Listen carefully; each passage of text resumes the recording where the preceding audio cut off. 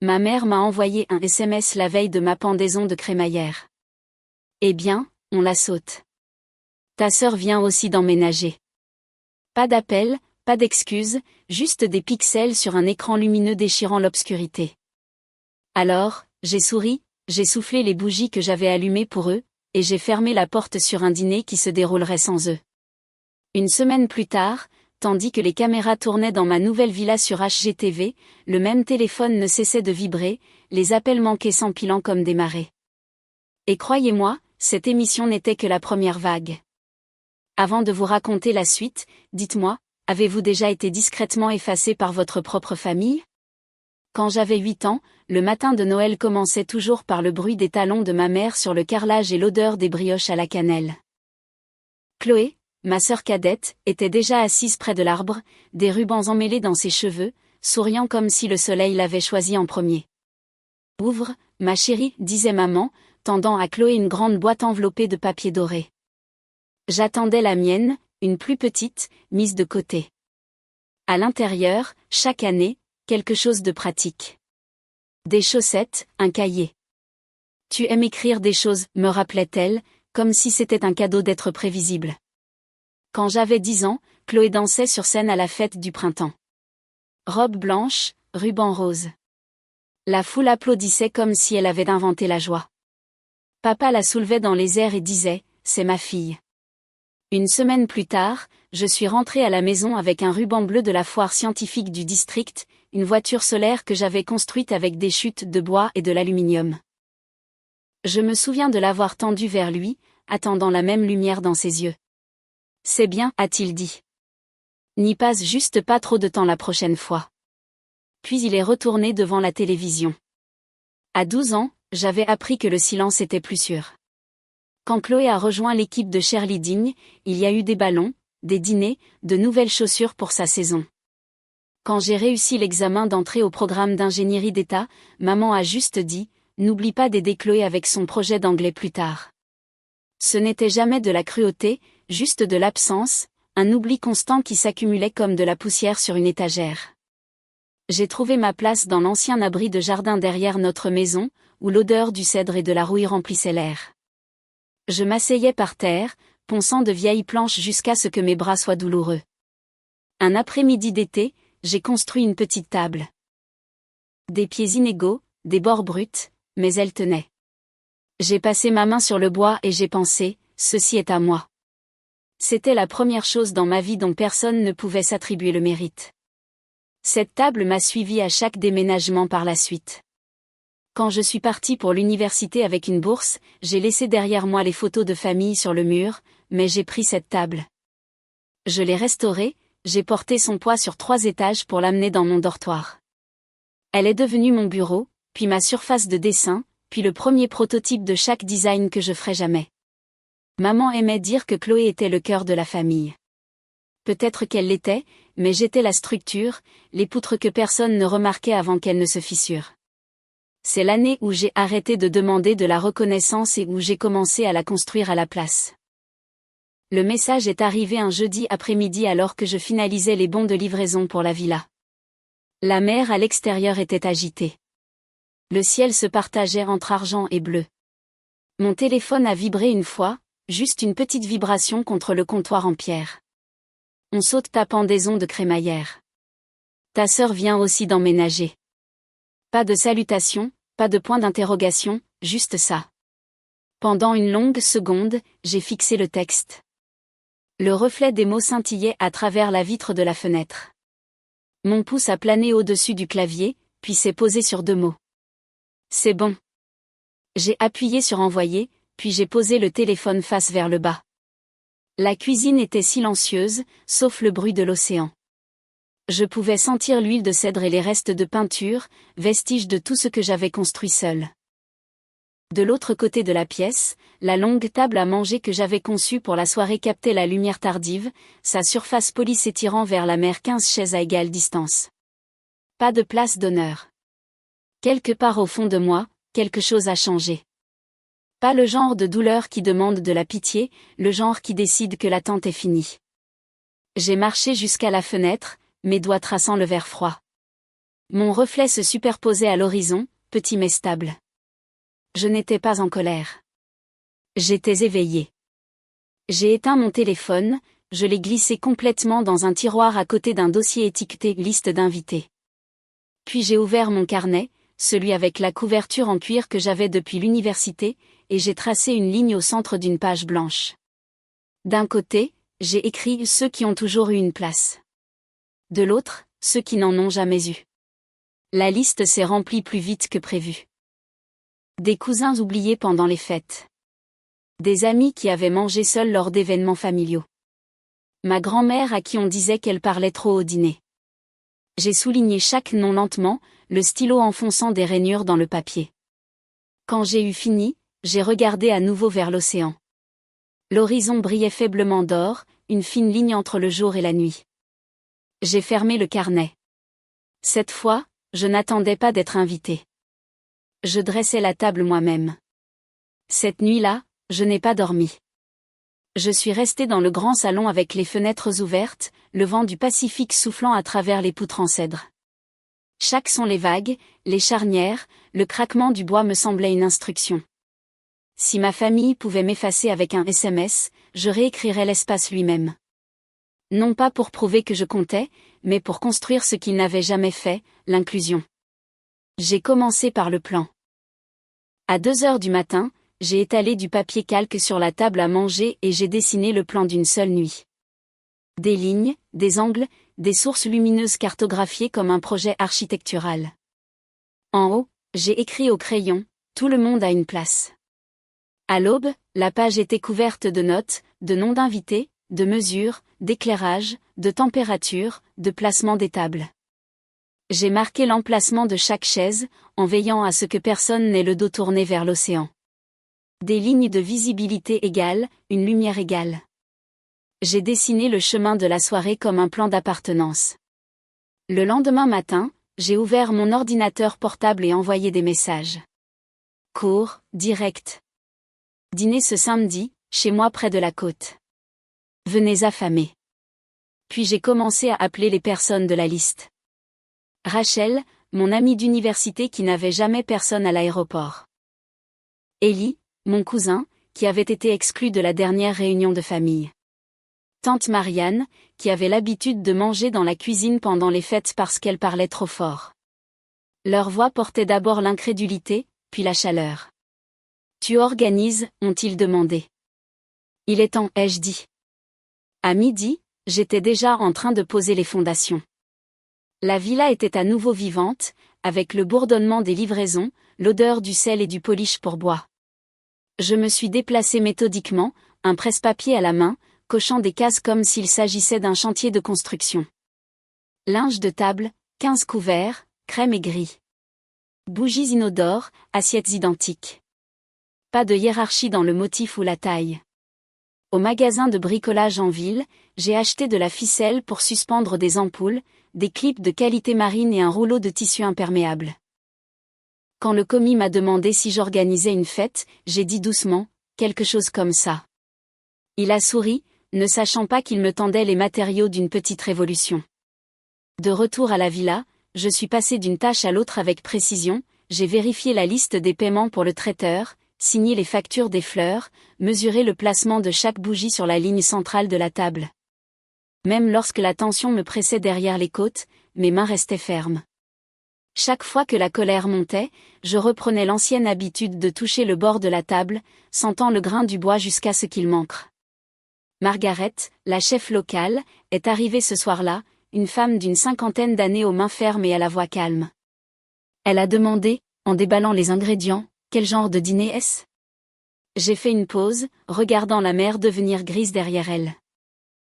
C'est une table pour les gens qui ont cessé d'être invités. Elle a souri faiblement, comme si elle comprenait quelque chose de plus profond que ce que j'avais dit à voix haute. Les 2 jours suivants se sont déroulés comme une chorégraphie. Des lumières suspendues assez bas pour la chaleur. Des fleurs sauvages cueillies sur les falaises. Un léger mélange d'eucalyptus et de lavande flottait dans le couloir. J'ai laissé des cartes manuscrites à chaque place, chacune simple. Tu as ta place ici. Le vendredi soir, alors que je vérifiais les panneaux de verre pour les fuites de vent, l'équipe de HGTV est arrivée plus tôt que prévu. Ils avaient filmé la villa des mois auparavant, et le producteur avait envoyé un SMS disant qu'il voulait un dernier plan de la pièce finie. J'ai dit oui sans réfléchir. Cela me semblait juste. La maison était née dans le silence. Elle devait être vue de cette façon aussi. Ils ont filmé tranquillement, les caméras flottant dans la lumière dorée. Pas de dialogue, juste le bruit de l'océan et le cliquetis des assiettes posées. J'ai continué à travailler pendant qu'ils filmaient, resserrant les luminaires, ajustant les chaises, brossant la poussière du comptoir en pierre. L'un des caméramens a chuchoté, « Vous bougez comme si vous l'aviez construite. » Je n'ai pas répondu. Il n'avait pas tort. À minuit, tout était prêt. Le grand salon brillait d'une douce lumière ambrée. La table en chêne s'étirait parallèlement à la mer, le linge lisse, les couverts étincelants, les bougies éteintes. Je me tenais à une extrémité, l'air froid contre ma peau. Pendant un instant, je l'ai vu comme il la verrait, un espace rendu égal. Pas de place d'honneur, pas de petites conversations blessantes, pas de comparaison, juste des chaises qui attendaient. J'ai fait le tour de la table, mes doigts effleurant chacune d'elles. 15 touches, petites, délibérées. C'était le même rythme que j'utilisais pour inspecter la solidité des poutres. Taper, presser, passer. Le son de ma propre respiration résonnait contre le verre. Quand j'ai atteint la dernière chaise, je me suis arrêtée. Dehors, les vagues frappaient les falaises plus fort, comme si elles répétaient la bande sonore de ce qui allait arriver. J'ai vérifié ma liste une dernière fois. Invité confirmé, livraison réglée, paiements enregistrés, chaque détail équilibré, chaque tâche accomplie. Le soir suivant, les premiers phares ont serpenté la colline. À travers la vitre, j'ai vu des silhouettes sortir des voitures. Les enfants de Rachel courant vers la porte. Tante Marianne serrant une tarte enveloppée dans une serviette. Leur rire portait sur le bruit de la mer. À l'intérieur, j'ai allumé les bougies une par une. Les flammes vacillaient doucement, se reflétant dans la paroi vitrée jusqu'à ce qu'il semble que tout l'horizon soit vivant de lumière. La table attendait, large et égale. L'odeur de thym et de saumon rôti remplissait l'air. Quand le dernier invité est arrivé, j'ai refermé la porte derrière eux. Le murmure de la conversation s'est élevé, doux, hésitant, puis sûr. J'ai pris place à mi-chemin de la table, pas au bout. Pas de toast, pas de discours, juste le rythme lent des fourchettes contre les assiettes, et la chaleur des voix qui n'avaient autrefois nulle part où aller. De la terrasse, la mer était noire et infinie. À l'intérieur, la villa pulsait d'une vie tranquille. Pour la première fois, elle semblait complète. Non pas parce que ma famille manquait, mais parce que chaque chaise était enfin pleine. L'épisode de HGTV a été diffusé la semaine suivante. Je n'avais pas prévu de le regarder. Mais ce soir-là, la villa était à nouveau pleine. Rachel, Ellie, tante Marianne, même grand-mère. Quelqu'un a projeté l'émission sur un drap blanc le long de la terrasse, la mer murmurant en contrebas. Le plan d'ouverture a balayé la falaise, la caméra s'élevant vers ma maison. La lumière se déversait à travers le verre comme de l'eau dorée. Le narrateur parlait par-dessus les vagues. Lorsque la designer Béatrice Dubois a construit sa villa en bord de mer, elle a voulu créer un espace où chacun avait sa place à la même table. J'ai entendu ma propre voix enregistrée des mois plus tôt. Calme, détachée, l'équité n'est pas décorative. Elle est structurelle. Pendant un instant, personne n'a parlé. Le seul son était le vent qui frottait contre la balustrade. Puis Rachel a expiré un son entre fierté et incrédulité. « Tu as dit ça » a-t-elle chuchoté. « Tu as vraiment dit ça ?» J'ai souri faiblement, les yeux toujours fixés sur l'écran. « Oui. » L'épisode alternait entre des prises de drone et des gros plans. Mes mains alignant les couverts, la lumière du soleil traversant les poutres en cèdre. Margaret remuant la chaudrée. Puis la table. La longue surface en chêne s'étirant vers l'horizon. Des bougies vacillantes comme de petits battements de cœur réguliers. Quand le générique a défilé, des applaudissements ont rempli la terrasse. Je me suis penchée en arrière, respirant l'air salin, pensant que c'était enfin fini. C'est alors que mon téléphone a commencé à vibrer une fois, puis encore, puis sans arrêt. L'écran s'est allumé encore et encore. Maman, papa, Chloé. J'ai laissé sonner. Rachel a remarqué. Tu vas décrocher, a-t-elle demandé. Non, ai-je dit doucement. Pas encore. Au matin, il y avait plus de 30 appels manqués suivis de SMS. On a vu l'émission. Pourquoi tu ne nous as pas dit? Tout le monde en parle. Puis, tu nous as mis dans l'embarras. Et enfin, rappelle-moi. Je ne l'ai pas fait. J'ai ouvert mon carnet à la place, j'ai coché la dernière case de la liste. Dîner terminé. La table était vide maintenant, mais les bougies sentaient encore légèrement le sel et les agrumes. À midi, grand-mère a appelé. Ils vont essayer de réécrire ça, a-t-elle averti doucement. Ils diront qu'ils ont été mal compris. Je sais. Alors ne discute pas, a-t-elle dit. Laisse juste la vérité s'installer au grand jour. Elle y est plus forte. 1 heure plus tard, mon téléphone a vibré à nouveau. Maman. J'ai répondu cette fois, l'ai mis sur haut-parleur, le son remplissant la même cuisine qu'ils avaient ignorée pendant des années. Grand-mère était assise à côté de moi, du thé à la main. Béatrice, a commencé maman, d'un ton faussement doux. Nous avons regardé ton épisode. Je pense qu'il y a eu un énorme malentendu sur ce que j'ai demandé. Ils ont fait croire que nous t'avions exclu. Ce n'est pas vrai. Nous avons juste. Ta sœur déménageait ce week-end-là. Tu sais à quel point les choses sont chargées. J'ai regardé la mer à travers la paroi vitrée, sa surface scintillante de lumière. Vous m'avez exclu avec vos propres mots, maman. J'ai toujours le SMS. Silence. Puis le changement familier, l'accent défensif, la rationalité maîtrisée. Tu réagis de manière excessive encore une fois. Nous t'avons toujours soutenu. Nous ne pensions juste pas que tu voudrais faire un spectacle d'une pendaison de crémaillère. Tu as toujours été si discrète. La voix de grand-mère a coupé, ferme et mesurée. Judith, arrête. Je t'ai vu faire ça depuis qu'elle est enfant. Toujours à détourner la lumière d'elle. Mère, ce n'est pas le moment. C'est le seul moment, a dit grand-mère. Chaque Noël, chaque anniversaire, vous avez construit toute la maison autour du confort de Chloé. Vous vous êtes dit que c'était de l'équité. Ça ne l'était pas.